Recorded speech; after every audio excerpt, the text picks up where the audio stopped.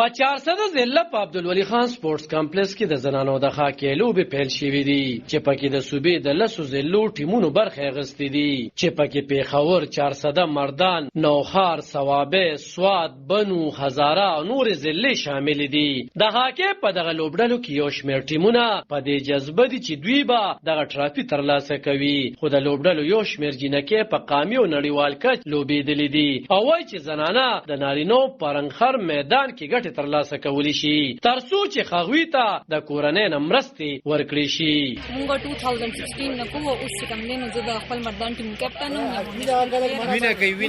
انټربورډ گیمز هم کړي دي او انډر 16 گیم کړي لاهور ای کې موږ سیکنډ راغلي سلور میډل. زه په دې باندې دا ویل غواړم چې پیرنټس ته پکار دي چې خپل واړه چې کوم دي نو سپورټ کوي ځکه چې دې کې ډېر زیات ټیلنټ پروت دی او څنګه چې اوس موږ وکتلی شو چې لکه زموږ مردان والا دونه ډېر جنکې مخې ته لاړل دا ټول پیرنټس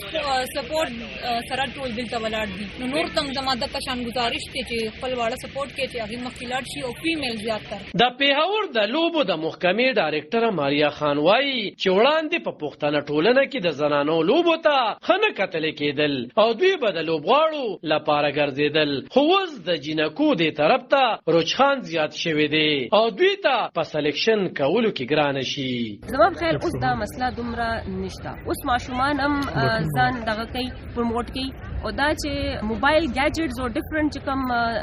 سوشل دغه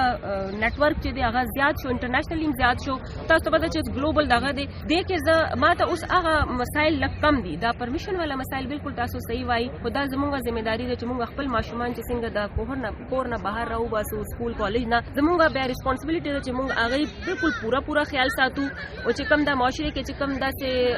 بد حالات دي هغه ته موږ نظر ساتو چې د پوزټیو اکټیویټیز طرف ته زموږ ماشومان لاړ شي.